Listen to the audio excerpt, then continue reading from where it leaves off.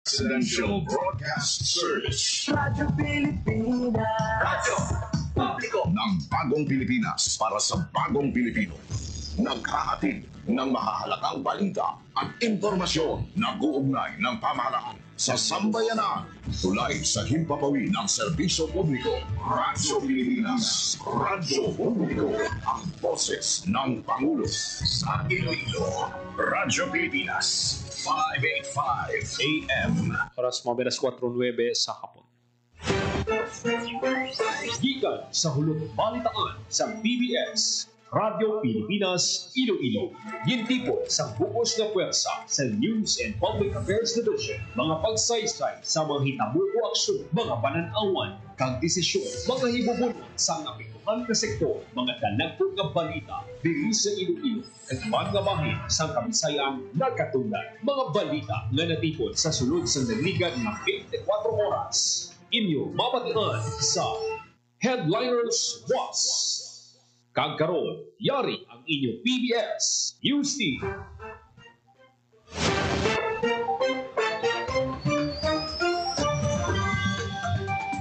Mayong hapon, ni ang Headliners Boss.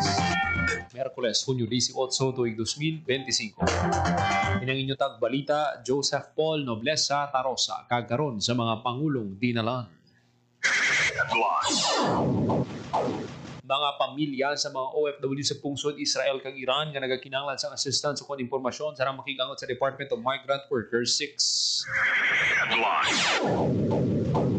Kaimtangan sa Ilonggo OFW sa Iran kag Israel ginabantayan sa Iloilo Provincial Peso. Kaso sang dengue sa probinsya sa Iloilo naglabot na sa masobra 2,000 dengue death sa probinsya na dugangan sang isa. Rojas City may isa ka suspected case ang Mpox.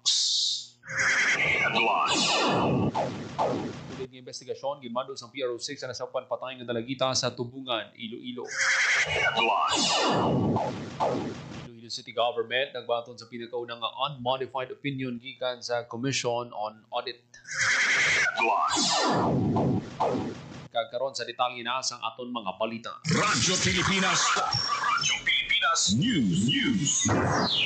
Pamilya sa mga OFW sa pungsod Israel kag Iran nga nagakinahanglan sang assistance o kon impormasyon sa rang makigangot sa Department of Migrant Workers.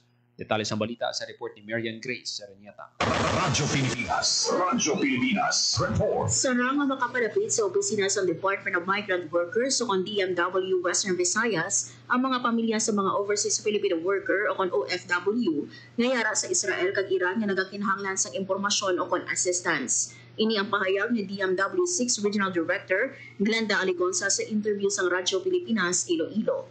Pahayag ni R.D. Aligonza nga handa maghatag assistance ang ila talatapan panangnit nga luyang magpangayo sang pamilya sang update sa kahimtangan o konokasyon sa ila himata nga OFW. Dugang pa ni R.D. Aligonza nga pwede man makigangot ang mga pamilya diretso sa DMW OWA Help Desk sa numero nga 1348 o sa DMW6 hotline nga 0966-0522-189 kag sa 321-0295. Sa karon wala pa sa may nabaton nga request o kon inquiry ang DMW6 halin sa pamilya sa mga OFW nga yara sa Israel o kon Iran nga taga-rehiyon sa East. Madumduman nga una na nagpahayag ang DMW nga naka-heightened alert ang departamento agud maghatag assistance sa mga OFW sa Israel kag Iran kung sa diin may nagapadayon nga conflict. Para sa Bagong Pilipinas, Marian Grace Aranyata, Radyo Pilipinas, Radyo Publiko. Radyo Pilipinas. Radyo Pilipinas News. Dayon nga ginabantayan sang Iloilo Provincial Government ang kahimtangan sa mga Ilonggo overseas Filipino workers sa tunga sang Iran-Israel crisis. Suno kay Ms. Cynthia Dario Hepes ang Public Employment Service Office Iloilo Province.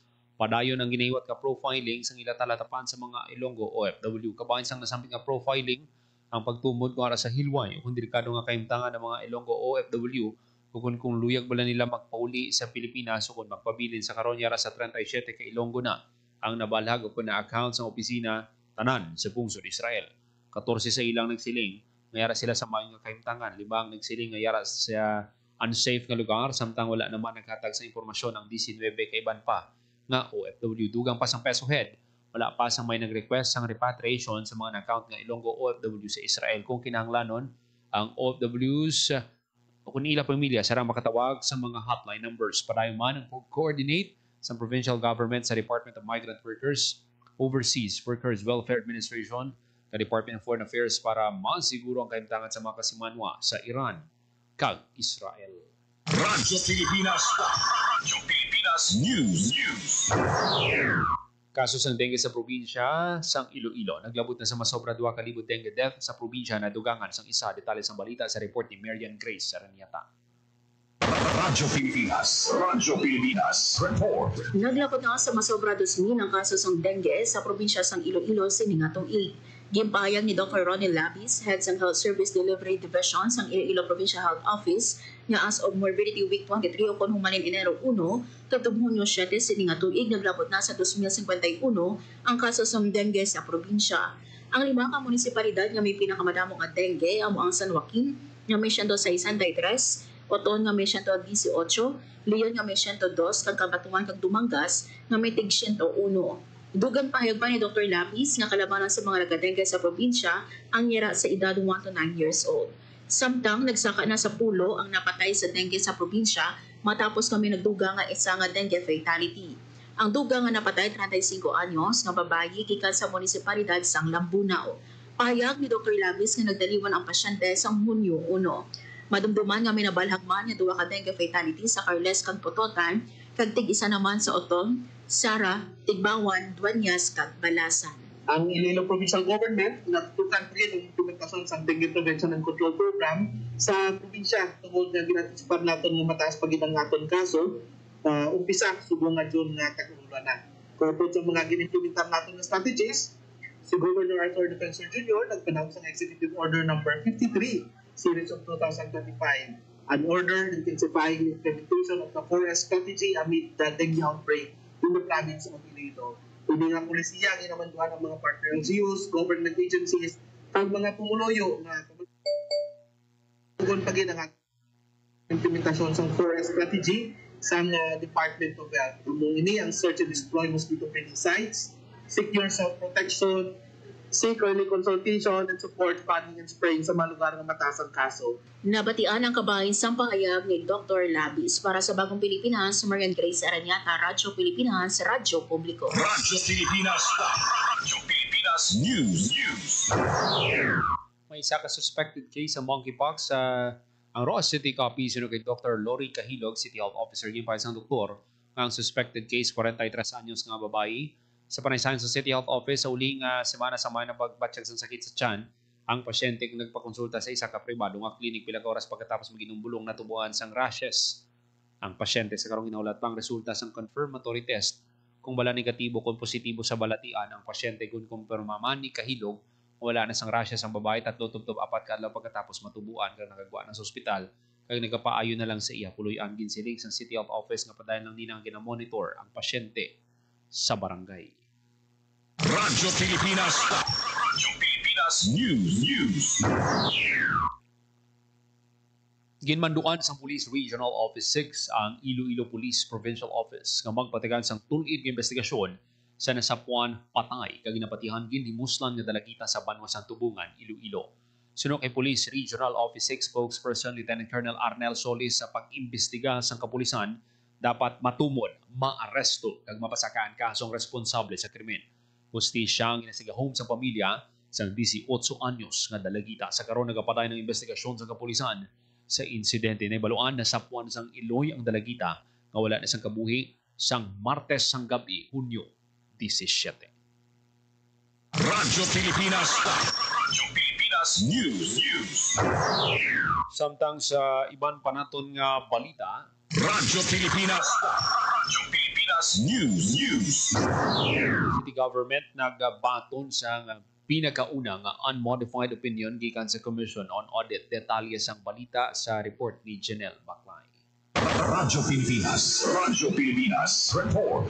Sa labing una kay na nagbaton sa unmodified opinion ng Iloilo City Government gikan sa Commission on Audit para sa Annual Audit Report 2024. Ang pagkilala nagapakita sang komprehensibo kag transparent nga pagplastar sang financial statements sa lokal na panguluhan santo sa International Public Sector Accounting Standard. Sa pagbiya ni Iloilo City Mayor Gerard Treñas, ginpahayag sa iya spokesperson nga si Joy Fantilaga Gorzal nga iniyang isa ka legasiya nga iya mabilin para sa syudad sang Iloilo sa di nagapanguna nga prioridad ang good governance. Ang Independent Auditor's Report ang permado ni State Auditor 4 Janet Pidigiro, OIC Supervising Auditor. Ang audit na nag-cover sa Statement of Financial Positions as of December 31, 2024 sa di nalakip diri ang statements of financial performance, cash flows, changes in net assets, kay comparison of budget and actual amounts nakip ang notes of financial statements. Para sa Bagong Pilipinas, Gina Baclay, Radyo Pilipinas, Radyo Publiko. Radyo Pilipinas. Radyo Pilipinas News.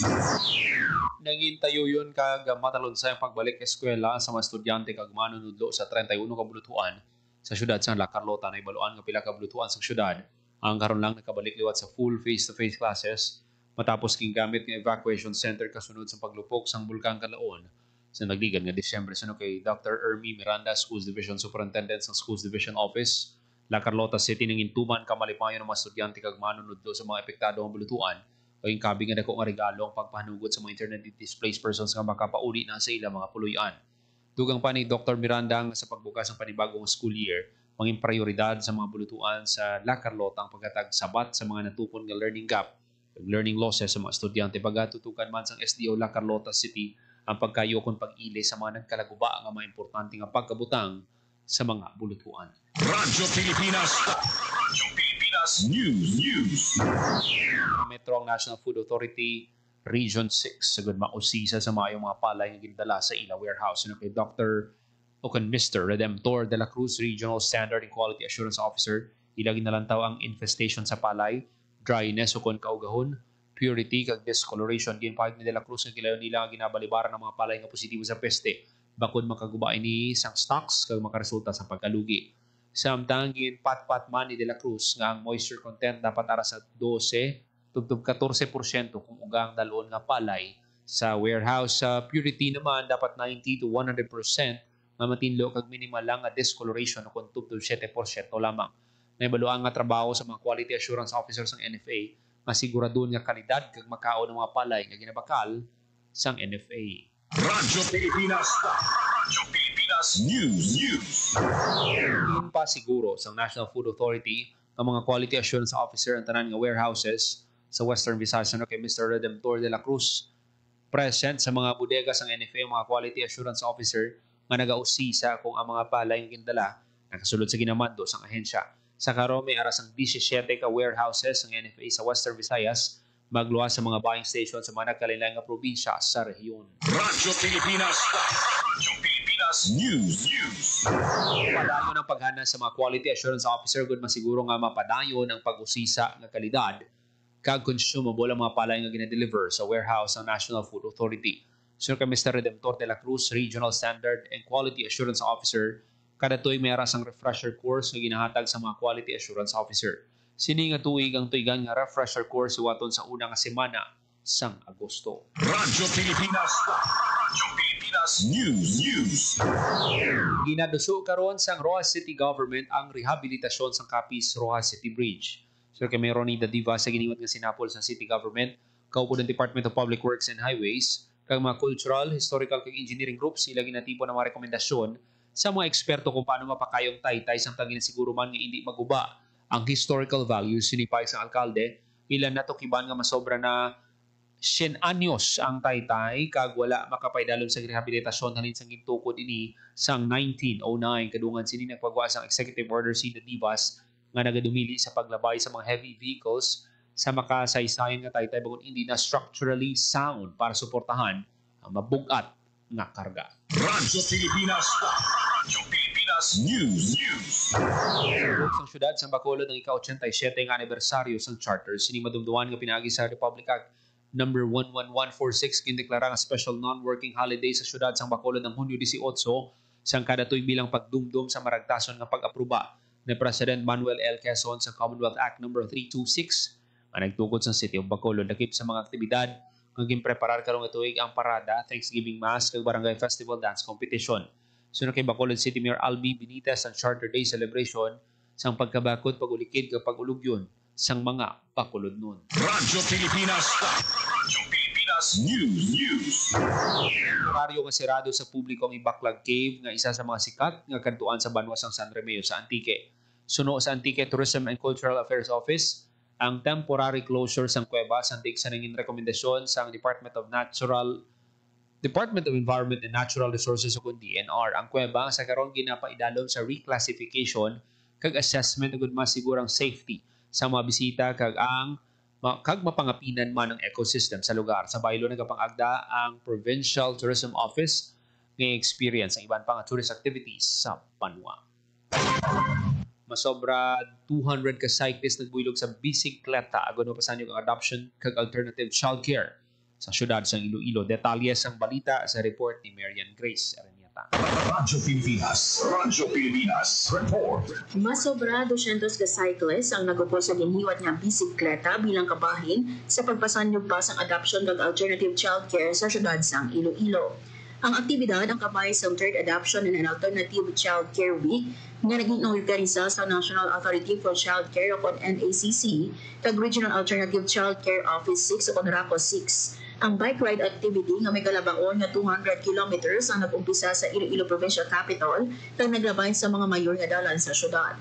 Gimpayog ni Janice Brasileño, officer in charge ng RACO 6, nga pinaagi sa bisikleta kag iban pa nga aktibidad nga galaom ang ila talatapan nga mainganyo ang madamo pa nga mga Ilonggo nga mangin instrumento sa pagdala sang paglaom kag puloy-an para sa tagsa ka bata. Sa Republic Act No. 11642 o kung ang Domestic Administrative Adoption and Alternative Child Care Act, gina-designate ang kada ikaduwa nga semana sang Hunyo kada tuig sa pag-obserba sang Adoption and Alternative Child Care Week nationwide celebration. Para sa Bagong Pilipinas, Marian Grace Aranieta, Radyo Pilipinas, Radyo Publiko. Radyo Pilipinas News.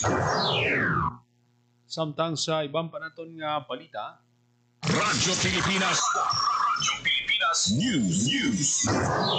panginbulahan sa provincial government sa Guimaras sa mga nagdalaog nga atleta sa giniwat nga palarong pambansa 2025 sa Ilocos Norte. Bilang pagkilala sa ilan nangin performance, ginanunsyo ni Governor J.C. Ramanaba ang paghatag sang cash incentive sa lin sa provincial government para sa tanan nga nagdalaog nga atleta. Sa nagdaog sang gold medal, 25,000 pesos ang ikahatag nga incentive. 20,000 pesos ang ikahatag sa silver medalist kag 15,000 pesos naman sa bronze medalist. Ginapabugalgit ni Governor Nava ang mga atleta nga nagdalaog kag naglaom siya nga padayon sila nga mag-improba sa ilagin pili nga hampang. Gimpasiguro sang opisyal ang padayon nga pagsuporta sang probinsya para sa pagsanyog sa mga atletang Guimarasnon. Radyo Pilipinas News. Arestado sa Estancia Municipal Police Station ang isa ka high-value individual kag kaupdanan sini sa ginpatigayon nga buy-bust operation sa Purok 3, Barangay Calapdan, Estancia, Iloilo. Ang suspect ginkilala nga Sanday alias PJ, 18 anyos, residente sa Barangay Canturay, Sipalay City, Negros Occidental, apang temporaryo nga nag-i-star sa Barangay Calapdan, Estancia, Iloilo. Kag alias KJ, 18 anyos, kag residente sa Purok 1, Barangay Dakulan, Estancia. Nagkumpiska sa mga suspect ang 94 grams ng shabu na nagabalor sang 639,000 pesos. Sa monitoring sa kapulisan, nagakuha sang drug supply ang mga suspect sa Iloilo City kag Rojas City kag ginabaliga sa banwa sa Estancia. Ang mga suspect magapangatubang sang kaso nga paglapas sa Republic Act 9165 o ng Comprehensive Dangerous Drugs Act of 2002. Radyo Pilipinas News. Gintakos ang firearms proficiency kag marksmanship sa mga pulis kag sibilyan nga gun holders sa giniwat nga 4th Regional Director's Cup sa Camp Delgado Firing Range. Ang kaiwatan ginpangunahan ni Police Regional Office 6 Director Brigadier General Jack Wonky kag Iloilo Governor Toto Defensor. Sunod kay Brigadier General Jack Wonky, importante ang disiplina agon mangin matanda sa pagtiro. Ang Shoot Fest pagsuporta man sa prioridad ni Philippine National Police Chief Police General Nicolas Torre III nga babaskugon ang firearms proficiency kag marksmanship sa kapulisan nga ilagin magamit kung may police operations. Radyo Pilipinas News. Kadungan sa pagsaulog sang Pride Month, isa ka Pride Forum ang giniwat sa Provincial Capitol Lobby subong adlaw Hunyo 18 ang Beyond the Colors Forum ang gitambungan sang nagkalain-laing organisasyon sang LGBTQIA kag pila ka empleyado sa Kapitolyo lakip sa mga topiko nga gintalakay among understanding SOGI, creating safe spaces kag fostering health and wellness. Ang aktibidad ang ginasakdag sa programa sa probinsya para sa More Progress, Iloilo, Provincial Gender and Development Council kagad Iloilo Province. Radyo Pilipinas. Radyo Pilipinas News. Kabayan sa pagsaulog sa National Pulmonary Rehabilitation Day nga may tema Breath Easy, Move Freely, Live Fully. Ginpaunahan sa Philippine College of Chest Physicians kag Association of Respiratory Care Practitioners Philippines Western Visayas Chapter, Western Visayas ang pagpatayan sa Zumba sessions kag breathing exercise sa Iloilo City Esplanade Skate Park. Subong nga aga yara sa ginabanta isa kagatos ang nagtambong sa programa sa din may ginpatigayon man nga forum on pulmonary rehabilitation, free vital signs, check-up kag lung screening. Lagib sa mga nag-avail ang mga drivers, traffic enforcers katapos ang Iloilo City Beautification Team, BJMP, Coast Guard kag pumulo malapit sa lugar ginapahangop gid sa mga tumalambong kung ano kaimportante ang pagpabilin sa healthy lifestyle pag sa pag-ehersisyo kag pagpabilin sa healthy nga baga bilang isa sa mayor nga organ sang lawas. Oras sa Radyo Pilipinas alas 4:29 sa hapon.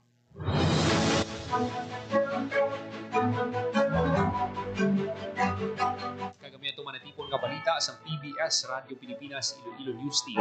Merkules, Hunyo 18 tuwing 2025.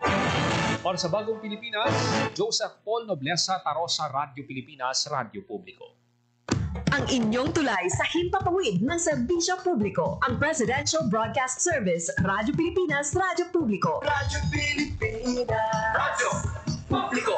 Kinilala ng pag-international at prestigyosong Asia Pacific Broadcasting Plus Awards 2025 para sa kategorya ng Government Streaming. Ito ay dahil sa epektibo nitong pagsasanib ng mga tradisyonal na media tulad ng telebisyon, radyo at print para masabayan ang mabilis na pag-inog ng mundo ng digital at social media tungo sa mas epektibong paghahatid ng mahahalaga at napapanahong mga impormasyon sa mamamayang Pilipino.